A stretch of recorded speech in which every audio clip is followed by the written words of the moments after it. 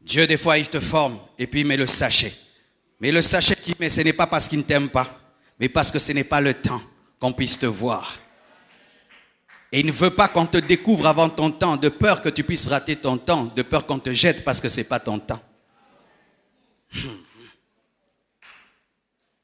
Une fois, j'ai regardé certains arbres. L'arbre est long et puis les fruits sont très loin. Et puis j'ai dit à Dieu, pourquoi les fruits de cet arbre sont très loin? Il dit, parce que je connais la gourmandise des hommes. Ils risquent de le cueillir avant le temps et il ne va pas les bénir. C'est pourquoi je les mets trop loin. Comme ça, le temps que le gourmand arrive, il a déjà mûri et il le bénira. Frères, sœurs, ce qui t'arrive, ce n'est pas la malédiction. Dieu te cache parce que tu dois paraître en ta saison.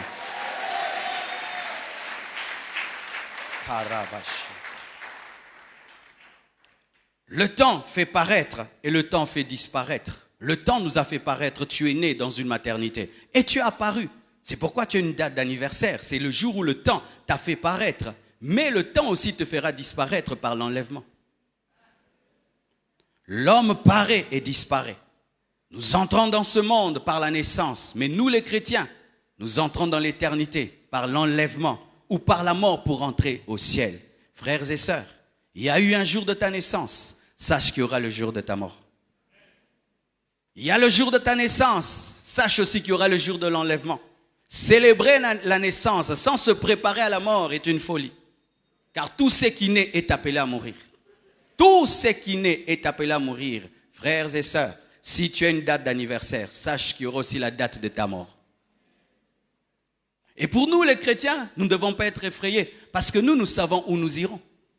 Les païens redoutent la mort parce qu'ils ne savent pas où ils iront. Mais nous savons que nous irons à un lieu qui dépasse Kinshasa. Et ce qui est terrible, nous aimons Kinshasa malgré tout ce qu'il y a de bizarre à Kinshasa. Tu vois quelqu'un qui dit, na Kinshasa. Pourquoi? Il préfère être au Congo qu'aller au paradis. Frère, le paradis est plus que ta chambre. Le paradis est plus que ta maison. Vous savez, il y a un papa de l'église qui vient de partir. Ce n'était plus un papa, c'était vraiment mon ami. Je l'ai rencontré depuis longtemps et il fait partie de ma vie. C'est parmi les gens qui aimaient cette église de tout leur cœur. Il a une courte maladie. Le temps même que je sache, on me téléphone seulement, il est malade, je prie. Je ne savais même pas qu'il était malade. Et il est parti. Ça m'a fait très très mal, je vous assure. Pendant même 2 jours, j'ai oublié de boire de l'eau. 2 jours, je ne buvais pas l'eau, sans me rendre compte. J'étais très très mal à l'aise. Vraiment, cette mort m'a blessé profondément. J'ai dit, Dieu. Et puis, il y avait culte. Et c'est quelqu'un qui aimait beaucoup m'entendre prêcher. Et puis, j'ai pensé à lui, j'ai dit, si papa était là, il allait vivre ce culte. Il allait écouter cette parole. Et puis, tu m'as dit, et tu penses qu'il la regrette? J'ai dit, oh. Toi, tu crois qu'au ciel, là-bas, lui, il regrette ta prédication?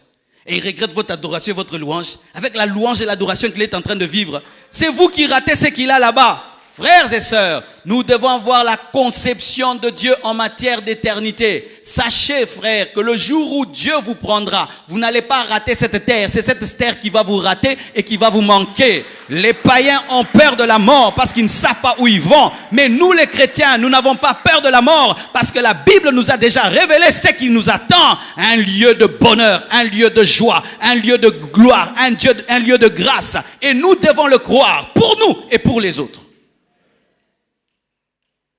Je ne peux pas pleurer indéfiniment un chrétien, c'est un péché.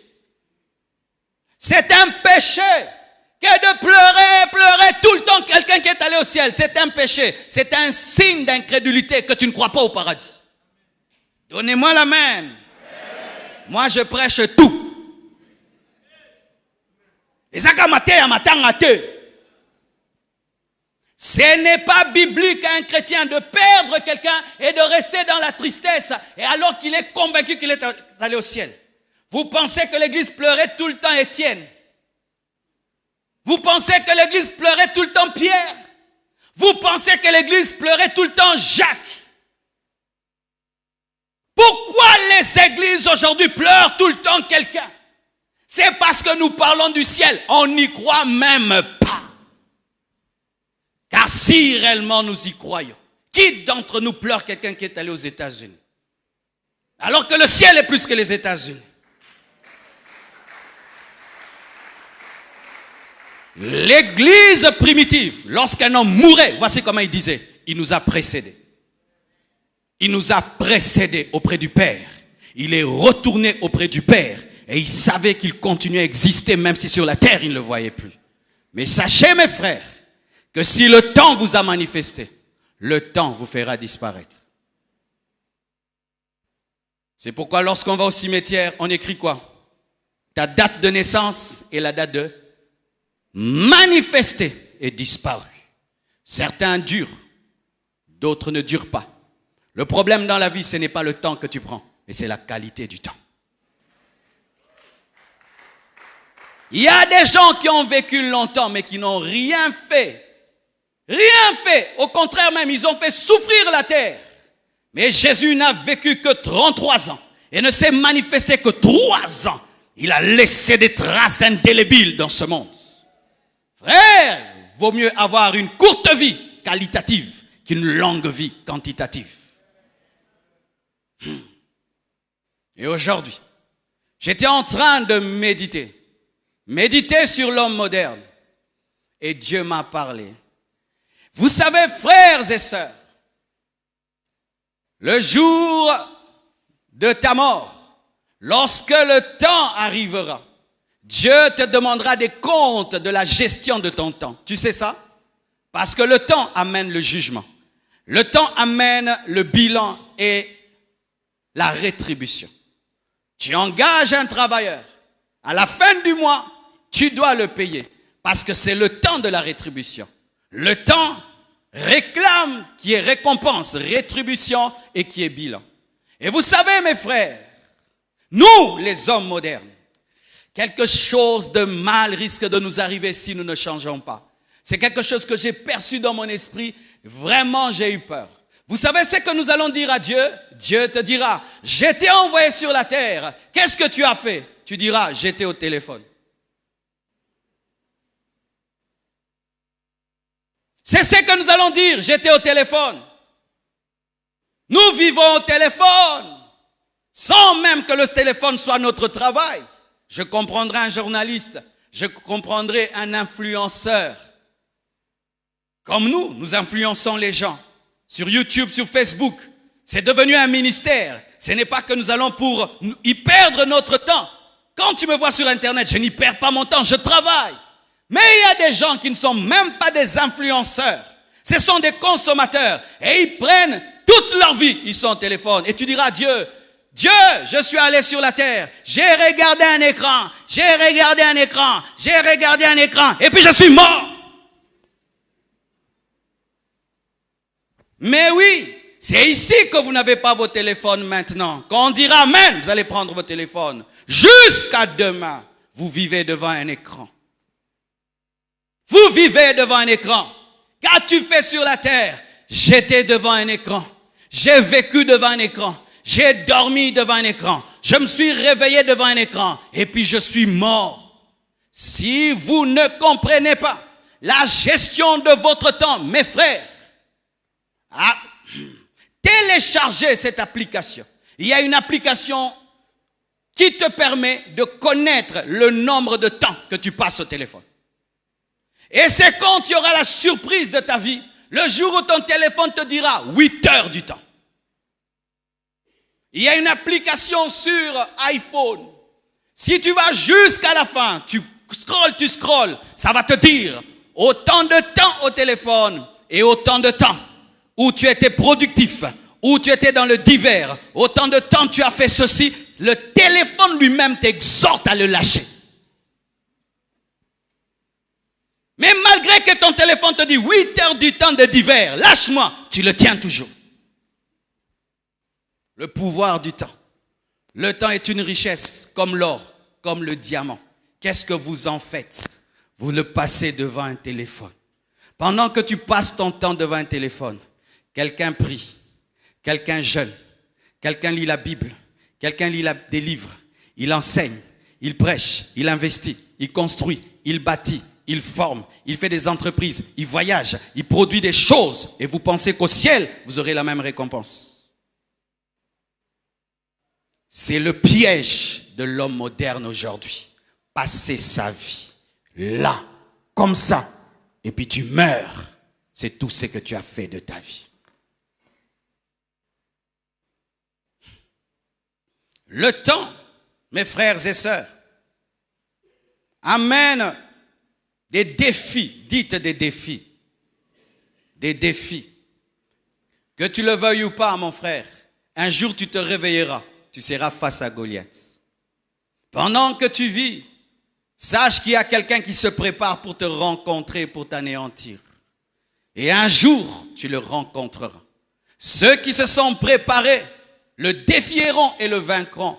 Mais ceux qui ne se sont pas préparés seront tués par lui. Jeune homme, un jour, tu auras un bailleur qui te dira de payer la maison. Jeune homme, un jour, tu auras un bailleur qui te dira de contribuer pour l'eau et pour l'électricité. Et si toute ta vie, tu as été l'enfant gâté de papa, l'enfant gâté de maman, pour qui on fait tout et qui ne fait rien, un jour la vie va te corriger, la vie va te réveiller. Un bailleur qui n'aura pas le cœur de ton père te dira, si tu ne payes pas, tu quittes ma maison. Et ce jour-là, personne n'aura pitié de toi. Tu te retrouveras dehors et tu apprendras l'économie. Vous jeunes gens, qui tu as $1000 et tu achètes une chaussure de $500. Un jour, un défi viendra. C'est quand tu apprécieras avoir de l'argent. Pour l'instant, voici ce que tu dois faire. Cherche Samuel, qui te oigne et prends soin des brebis de ton père. Et cela te préparera à rencontrer Goliath. Le temps est en train de former un homme qui doit t'amener à une autre dimension. Car Goliath en soi ne vient pas te tuer. Il vient te coller et dire que tu peux maintenant devenir un roi. Mais si tu ne t'es pas préparé, il t'humiliera. Le temps amène des défis. Des véritables défis. Combien de filles en se mariant découvrent que maman avait raison, mais en retard? Quand maman lui disait qu'une fille se réveille à telle heure, quand maman lui disait une femme prépare, une femme est propre, une femme ceci, maman tu me déranges, maman tu me déranges. Maman meurt et tu restes seule et tu te maries et ton mari t'exige tout ce que ta maman te disait. Et tu as envie de ressusciter maman. Alléluia. Des défis arrivent. Toi qui étudies et qui travailles dans un domaine précis, quand Dieu te pousse à être le meilleur et à travailler, être excellent, sois excellent. Pourquoi? Il y a quelqu'un qui cherche un travail, qui sera engagé dans ton entreprise et qui voudra ton poste. La seule chose qui te protégera, c'est ton excellence. Oui, ce sera ton excellence. Mes frères et sœurs, vous devez le savoir. Même dans le domaine du ministère, chers serviteurs de Dieu, Dieu te dit de lire la Bible, de prier, de le craindre, d'organiser l'église, tu ne le fais pas. Il va susciter un pasteur qui lit la Bible, qui prêche dans l'onction et qui organise. Tes fidèles iront prier là-bas, parce que les fidèles ne prient pas dans une église par compassion du pasteur. Personne ne prie dans une église parce qu'il a pitié du pasteur. Les fidèles sont des brebis. Les brebis vont là où il y a le vert pâturage. Si tu ne mets pas le vert pâturage, ils partiront. J'en suis conscient. Il y a un hôtel à boyer. Nayebi. Dimanche, vous venez, je vous endors. Le corbeau et les renards. L'autre dimanche, les lièvres et la fourmi. Vous n'allez plus venir. Donc, je sais que vous ne venez pas pour mes beaux yeux. Vous venez parce que Dieu vous parle et Dieu vous bénit. C'est pourquoi 3 heures du matin, je me réveille. Roumaya Shaka. Père, donne-moi le pain chaud. C'est toi le boulanger. Moi, je suis le détaillant. Père, donne-moi le pain pour tes enfants. Et quand je viens prêcher, je prêche comme si je vais mourir.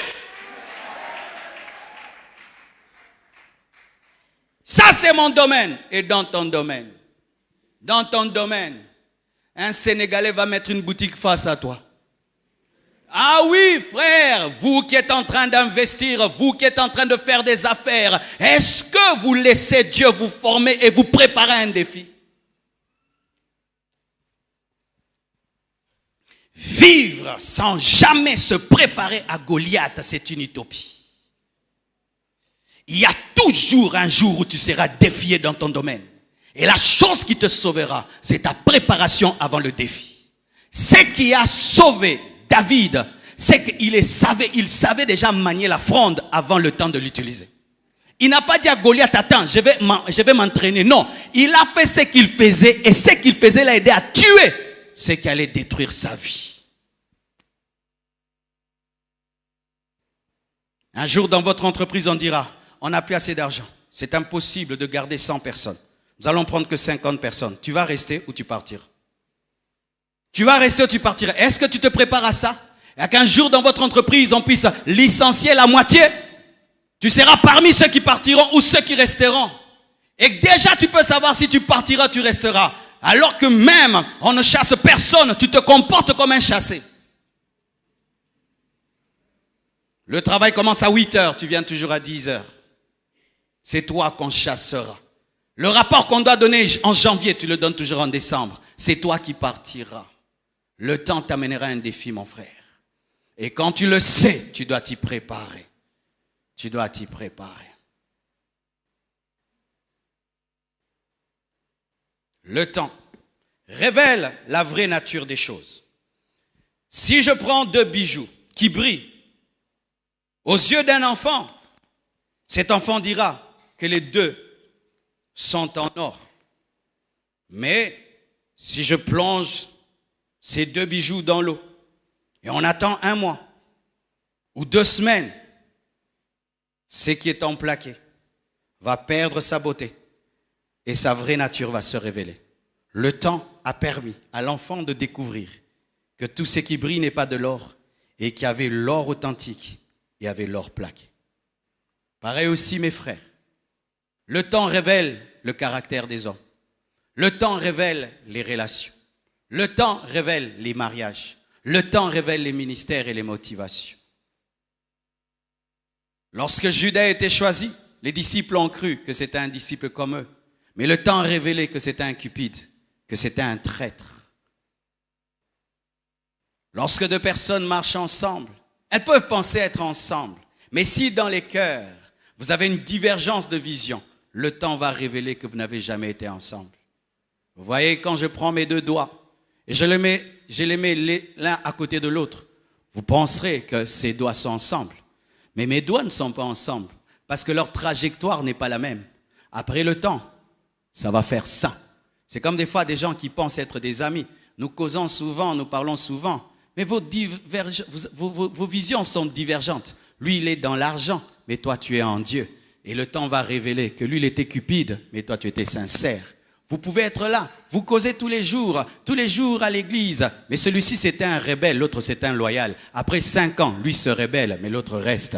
Le temps révèle les rebelles et les vrais fils. Le temps révèle les rebelles et les vrais fils. Tu sais que si tu es un rebelle, le temps va révéler que tu es un rebelle. Et si tu es un vrai fils, le temps va révéler que tu es un vrai fils. Certains fils se rebellent lorsque l'église grandit. Quand maintenant l'église grandit, là ils se rebellent. Le temps a révélé. Mais les fils loyaux, même quand l'église devient grande, ils restent là. Pourquoi? Sa nature, c'était l'or authentique qui ne change pas.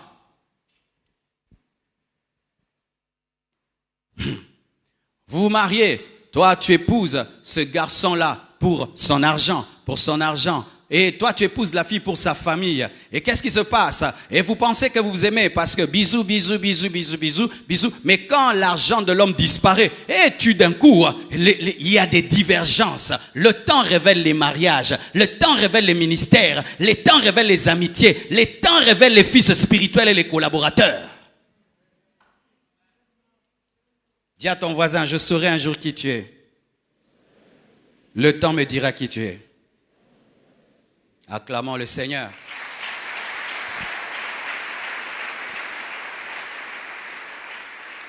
Regardez ceci. Moïse va au sommet de la montagne. Je me pose toujours cette question. Si Moïse n'avait fait qu'un seul jour, pensez-vous qu'Israël allait se rebeller et allait demander à Aaron de faire un veau d'or? Non. C'est parce que Moïse a pris du temps. Et qu'ils ont dit, ce Moïse-là, nous ne savons pas ce qu'il est devenu. Fais-nous, Aaron, un Dieu qui marche devant nous comme les autres peuples. Quand est-ce que l'idolâtrie s'est manifestée? Et pourquoi l'idolâtrie s'est manifestée? Parce que le temps Le temps, mais en soi, mes frères, ils étaient déjà des idolâtres. C'est le temps qui a permis à leur idolâtrie de se manifester. Même sans idole, c'était des idolâtres. C'est le temps qui les amenait à manifester ce qui était à l'intérieur. Jésus-Christ, aujourd'hui, est comme Moïse. Il a pris du temps, mais oui. Depuis qu'il a dit, je reviens bientôt, il ne revient pas, mes frères. Jésus ne revient pas. Et les gens, même quand ils veulent parler du bientôt, dis toi, ton bientôt, c'est le bientôt de Jésus. Et comme son bientôt dure, qu'est-ce qui se passe? L'église est allée voir Aaron. Qui est Aaron aujourd'hui? Le prédicateur, le pasteur. Arrête de nous prêcher le ciel tout le temps. Arrête de nous prêcher la repentance. On est fatigué. Prêche-nous tout le temps aussi la prospérité. Prêche-nous tout le temps les bénédictions. Je suis fatigué de t'écouter et puis je rentre, je suis culpabilisé. Moi, j'aime pas une telle église. J'aime une église qui me donne tous les jours la joie. Tu refuses de leur prêcher ce qu'ils veulent. Ils étaient à 3000. Il reste 2000. Tu continues. 1000. Et puis 500. Ah, tu te dis non, changeons. Frère, même si tu pêches comment, Dieu est bon, tu iras au ciel. Alléluia. Même si tu pêches comment, Dieu est un Dieu de grâce, tu iras au ciel. Alléluia. 10 000 membres. Aujourd'hui, les prédicateurs sont en train de changer la doctrine. Pourquoi? Jésus tarde. Le temps a révélé que c'était des faux serviteurs de Dieu. Le temps a révélé qu'Aaron n'avait pas le caractère. Le temps a révélé qu'Aaron n'était pas comme Moïse. Le temps a révélé que le véritable oint, c'était Moïse. Le temps a révélé qu'Aaron était un faible. Le temps a révélé qu'Aaron avait peur des hommes. Le temps a révélé qu'Aaron était capable de copier le monde. Le temps a révélé qu'Aaron était un homme sensible aux hommes. Le temps. Kenneth Hagin disait qu'on reconnaît un ministère après 10 ans. Tout ce que tu fais avant, Mangungu. Après 10 ans de ministère, on peut dire, ça c'est son message. Parce qu'au début, tu peux prêcher ça, tu prêches ça, tu prêches ça. Mais après 10 ans, tu es constant, tu es fidèle à Dieu. On dit, ça c'est son ministère. Pourquoi? Le temps révèle la vraie nature des choses. Certains étaient des amis quand tous les deux étaient pauvres. Quand l'un devient riche, ils ne sont plus amis. Le temps a révélé que l'amitié était fausse. Un ami qui ne supporte pas ta richesse n'a jamais été ton ami. Un véritable ami sera heureux quand tu deviens riche parce que ta richesse est sa richesse. Mais quelqu'un qui ne supporte pas ta grandeur n'a jamais été ton ami. Oh, ça c'était mon ami d'enfance. Maintenant que je suis devenu riche, il ne m'aime plus. Il ne t'a jamais aimé. Il ne t'a jamais aimé. Quelqu'un qui aime ta souffrance ne t'aime pas. Si tu me supportes dans les temps de souffrance, tu m'aimes. Non, tu as pitié de moi. Mais supporte-moi quand je suis heureux, je ne te demande rien. C'est pourquoi ne te précipite jamais à épouser quelqu'un. Ne te précipite jamais à présenter quelqu'un. Ne te précipite jamais à valider quelqu'un. Prends le temps de l'observer parce que le temps révèle la vraie nature des hommes.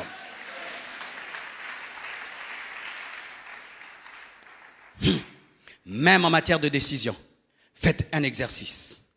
Tu dois décider lundi. Dis, je ne décide pas lundi, je vais décider mardi.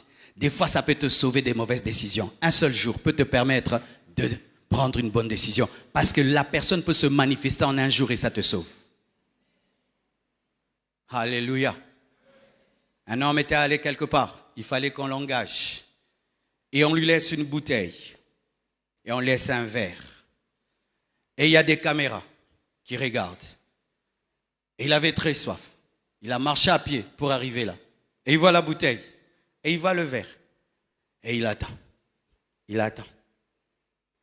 Et puis il dit, ah, mais s'ils ont laissé la bouteille et le verre, donc ils ont oublié le tire-bouchon. Alors je vais ouvrir. Parce que j'ai soif. Et il prend la bouteille. Quand ça m'a fait, on entre avec le tire-bouchon. Il dit,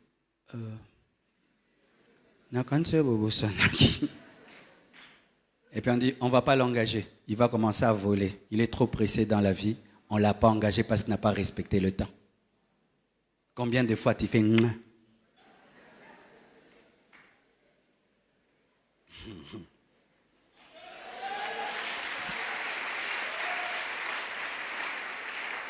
Alléluia.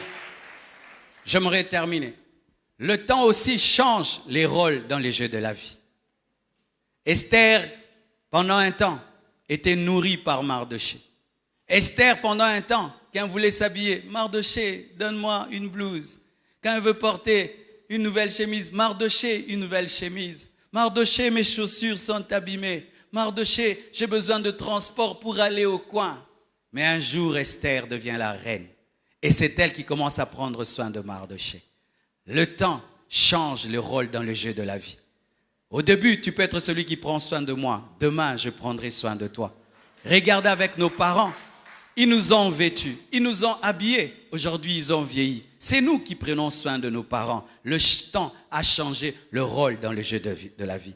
C'est pourquoi lorsque tu as un rôle prépondérant et dominant pendant un temps, ne tombe jamais dans l'orgueil et ne méprise jamais l'autre. Parce que les Congolais disent « Mokili tour à tour ». Alléluia, alléluia, le panier est en train de circuler. Aujourd'hui, tu es le chef, demain, je serai le chef. Aujourd'hui, tu es le plus grand, demain, l'autre sera le plus grand. Et c'est comme ça, Dieu fait toujours ainsi, afin de distribuer les rôles dans le jeu de la vie.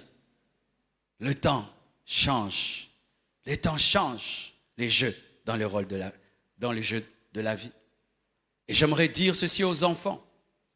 Ce n'est pas normal que, jusqu'à sa vieillesse, ton père continue à prendre soin de toi.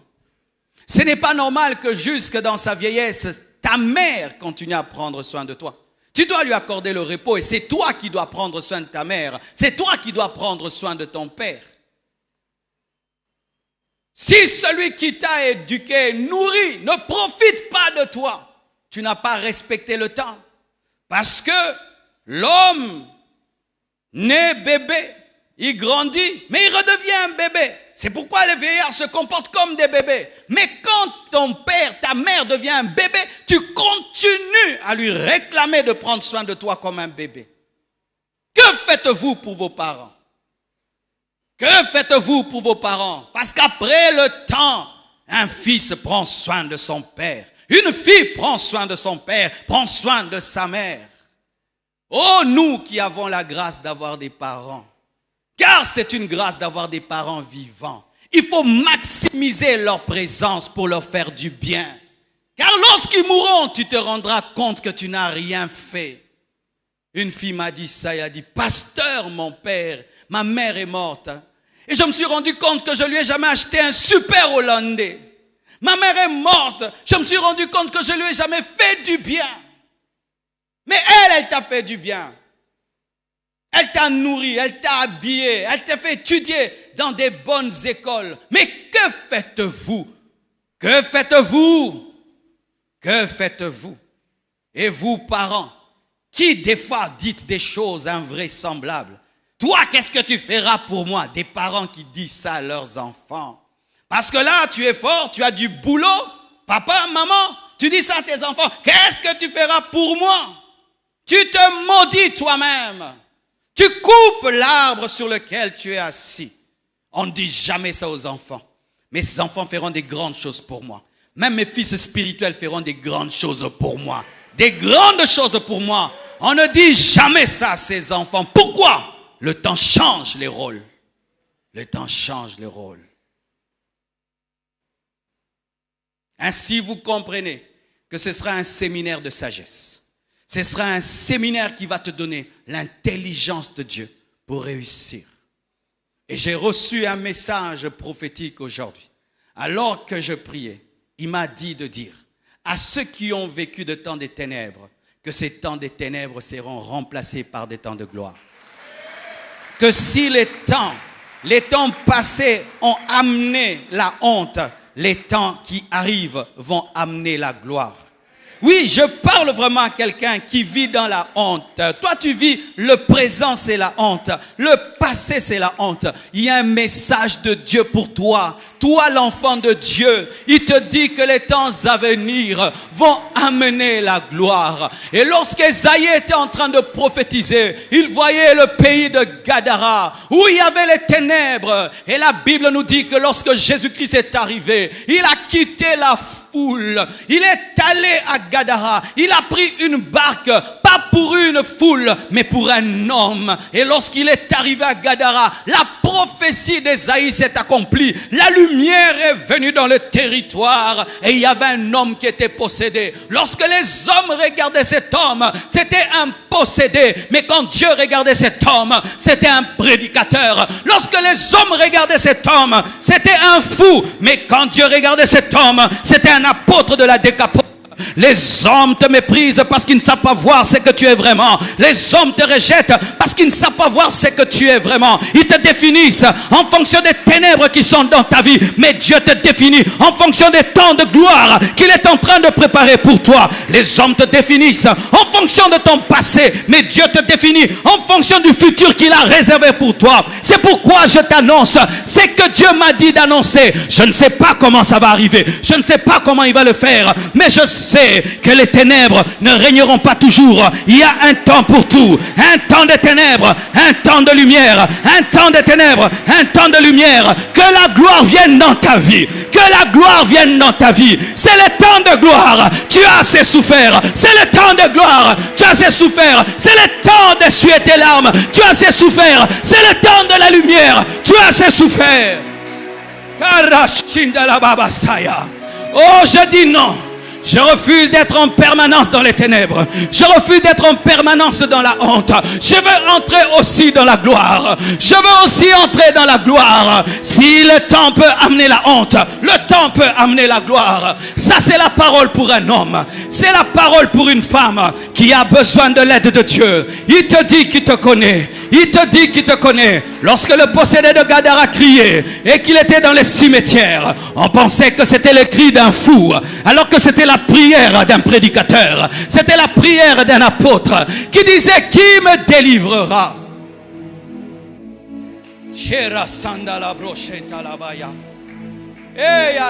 Nzamba monayo, nzamba yokayo. Nzamba monayo, nzamba yokayo. Nzamba monayo, nzamba yokayo. Que le Seigneur te voie, qu'il t'entende. Car s'il peut créer les yeux, il peut voir. S'il peut créer l'oreille, il peut entendre. Et s'il a créé la bouche, il peut parler. Et il te parle ce matin. Il te dit que si les temps passés ont amené l'opprobre, les temps qui arrivent vont amener la gloire. Il n'est pas que le Dieu de David. Il n'est pas que le Dieu de Salomon. Il n'est pas que le Dieu d'Abraham. Il n'est pas que le Dieu d'Isaac. La Bible nous dit qu'il ne fait exception de personne. Et tout homme qui le cherche obtiendra sa faveur. Il est avec toi. Il te connaît. Et il connaît ta souffrance et ta douleur. Et il est descendu afin de t'amener à un autre niveau. Il est venu t'amener à un autre niveau. Ton entreprise à un autre niveau. Ta famille à un autre niveau. Tes études à un autre niveau. Il te guérit de cette maladie. Il te délivre des puissants des ténèbres qui ont toujours dominé ta vie. Il te libère des personnes méchantes qui sont en train de bloquer ta vie. Il te redonne la joie. Il te donne la paix. Il te donne l'onction. Il t'accompagne des signes et des prodiges. Et tu vivras. Et tu verras. Et tu témoigneras qu'il n'a pas changé. Prie, prie, prie. Commence à prier. Commence à prier. Commence à prier. Commence à prier. Je finis mon message. Alléluia. Oh, Anna Adonai, viens nous changer.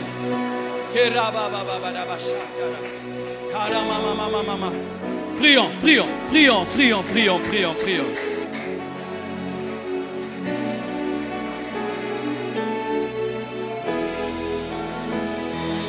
Oublie ton voisin.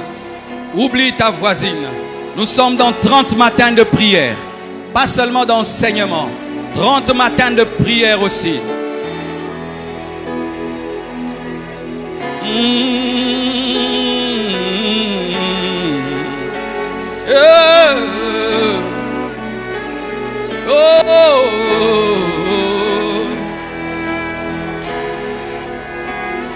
Si les temps passés ont amené la honte, les temps qui viennent amèneront la gloire. Si les temps passés ont amené la honte, les temps qui viennent apporteront la gloire. Oh,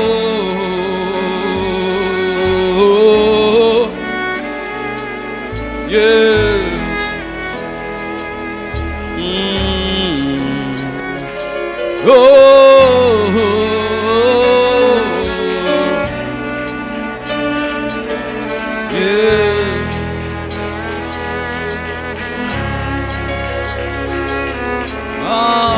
Hallelujah. Hallelujah. Hallelujah. Hallelujah.